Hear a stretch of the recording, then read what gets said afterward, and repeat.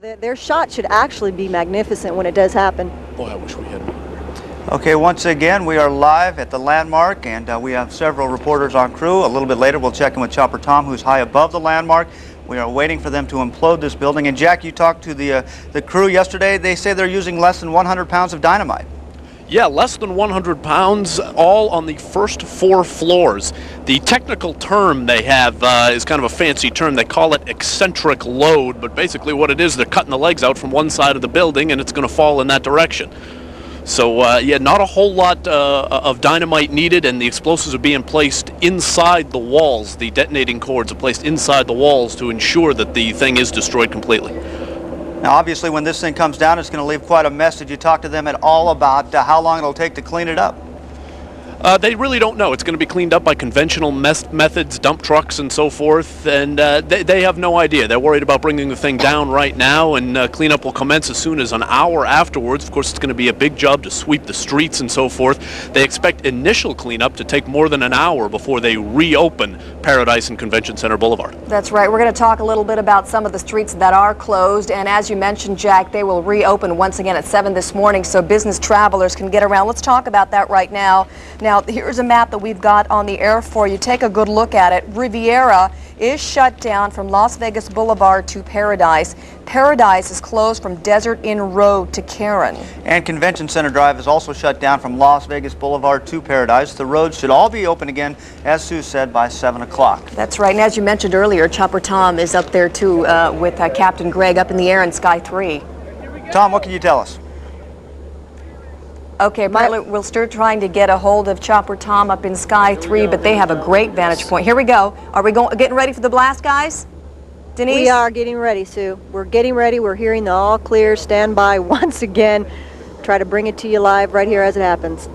Okay, so we're still not sure. I heard somebody in the background say, okay, get ready. But 30 seconds. We heard that. 30 seconds away. 30 seconds. Okay.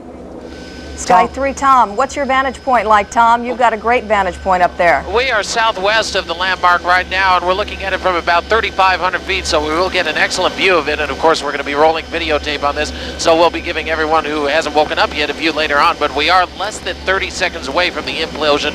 Should be a magnificent sight. Denise, talk us through this. And here we go.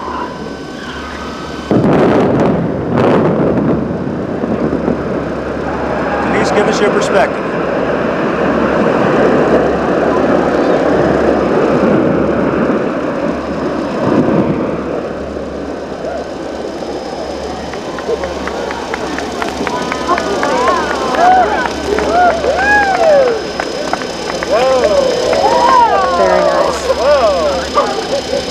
It's a magnificent sight, but kind of a sad sight as well, of course, for people who've grown up seeing that for all these years. Same thing with the dunes. You sort of have to be a little bit sad to see it come down because it's been on logos of things having to do with the city for years and years, and now it's basically a pile of dust, a parking lot eventually. But really quite a sight here. That's right. Denise, on the ground, describe what you're seeing. Sue, it's amazing. Of course, the cloud of dust is now headed our way, but it hasn't quite reached this point yet. A lot of applause down here on the ground. People thought it was just amazing. It looked like the building just split in half. I'm sure you saw that as well. Cloud of dust moving this way. Too bad I didn't bring a mask with me, I guess. Well, they let us. Now, Denise, we heard it. Could you feel it from your point? I couldn't feel a vibration, but it was go down loud. lower. It was a lot louder than I really kind of anticipated. I do hope that all those people in the hotel heeded the warning that this was going to happen, because if they weren't awake before, they are definitely awake now. As a matter of fact, up on the Debbie Reynolds Hotel, I see a lot of people out on their balconies all watching, applauding, I guess. It was quite something for both locals and visitors. What about Jack? What about you from the Riviera? What's going on? Okay, Jack is not there right now. You know, as Tom Hawley mentioned, it is a sad sight. It was a sad sight. It was spectacular, but it is sad to see something like that come down. Another part of Las Vegas history is gone. And I thought it was a gorgeous building. It really stood out in the Las Vegas area, and too bad. And for a long time, that was the tallest building along the Strip and had the best vantage point for a view. And now it's dust. That's right, that's right. And, oh, there it is. That's probably the more prop for the movie scene. as Denise had mentioned, is going to be known as the Galaxy Hotel. And of course, Warner Brothers crews are shooting this for a movie called, what was that, Mars Attacks? Right. Okay. And Denise, what else is going on? Yeah, go ahead. If you can't hear us now, you can see already now through all the dust here a lot of the rubble from the landmark. Of course, there's a police crew a bit closer than us, but definitely you can see the wreckage at this point, and it is just a pile of concrete and steel. A lot of the dust still spreading though, so hopefully people are having their windows closed if they're by here. It's going to be something to see in about 10 minutes or so when this dust settles. Definitely we're going to have an excellent vantage point from right here. Hey, Denise, have you talked to anybody who has lived in Las Vegas for a while and their feelings about the landmark coming down? Yesterday, actually, we did that all day yesterday. I talked to one retired Metro officer who really had some stories about the landmark.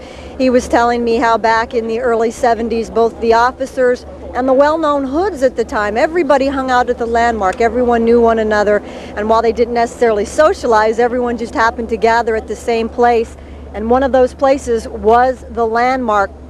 A lot of people that worked there were out yesterday. They were taking pictures. They were talking about everything from the buffet to the spectacular view you had when you ate at the restaurant that, of course, used to be at the top of the landmark.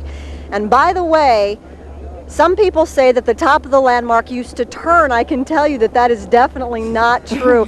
Originally, it was supposed to, but the mechanism was never put in place, so the top of the landmark never did turn. Okay, Denise, I think Jack's going to talk to us now. Jack at the Riviera, what's going on over there? Well, Sue, the cloud of dust has stopped just short of me, thankfully, and when that thing went down, we're on top of a parking garage about 4 stories. It definitely shook. The building, as Denise mentioned, seemed to split almost in half after 2 distinct explosions down below, and then there was the pink flare, a fireworks-looking type of flare that's part of the movie effect. And down it came. The tremendous cloud of dust now covering anything, but not blowing in this direction quite as much as I thought. But the ground definitely shook over here. The crowd down in front of the Hilton is starting to disperse a little bit, and there is not the anticipated rush for souvenirs and debris and so forth that Metro had feared. Right now, everybody seems to be wanting to get out of the way of this cloud of dust, but it was something to see and feel from across the street here in the Riviera parking garage. Okay, Jack and Denise, we thank you very much. We're going to step aside for a commercial break, but when we come back, we'll check back with everybody on the scene. Stay with us. A magnificent sight. Welcome back to News 3 Sunrise, everybody. This special report. And here we go. This happened just moments ago, the Landmark Hotel. Let's watch it come down.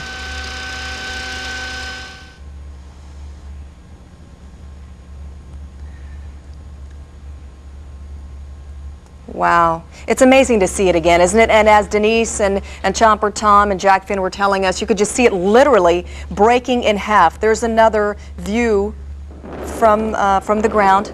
Could hear it crashing. The sparks you saw there were props from a movie being filmed as this is happening. And Denise Roche is live on the scene. Actually, let's go now to Chopper Tom up in the air. Well, from our perspective, you can clearly see the dust cloud. It's very slowly drifting south. It's a good thing there was hardly any wind this morning, just a very light wind, under 5 miles per hour. But there is a huge dust cloud that's slowly spreading. And Denise mentioned a few minutes ago that the top of the landmark never actually rotated, but I know it did shake once. Actually, back in the late 60s, I believe it was, when it was the tallest building in Las Vegas, a plane actually hit the top of it, somehow managed to hit the top of it, bounced off the top and landed in the rotunda of the convention center. So a little curious incident in the past history of the landmark. But now that and all the other history of the landmark lying in a pile of debris here in the old landmark parking lot. Yeah, as you mentioned, Tom, it was history, and Denise mentioned the restaurant atop the landmark. Apparently a lot of big-name entertainers used to gather there at the bar, and people like Frank Sinatra, Jimmy Durante. It was a hot spot, and now it is a pile of rubble. Let's go back down on the ground. Well, Sue, as you can see behind me, a little piece of the landmark, a pretty big section is still visible just behind us. They're putting water. The street sweepers are out cleaning up the mess. If we can take a look at the video one more time, it really is truly spectacular. And while you look at some video, joining me now, Mark Loiseau, who was in charge of the implosion. And tell me, how do you think it went in your estimation? Well, it went exactly the way we wanted it to. A little bit later than we expected, because Tim Burton, the director of the film, was waiting for that spectacular sunrise over the hills over there. I mean, that's Las Vegas sunrise, can't be beat. And he was waiting for that light to pick up. But the front of the building sheared away as we thought it would, and then the back section rotated over nice and slow for the cameras, and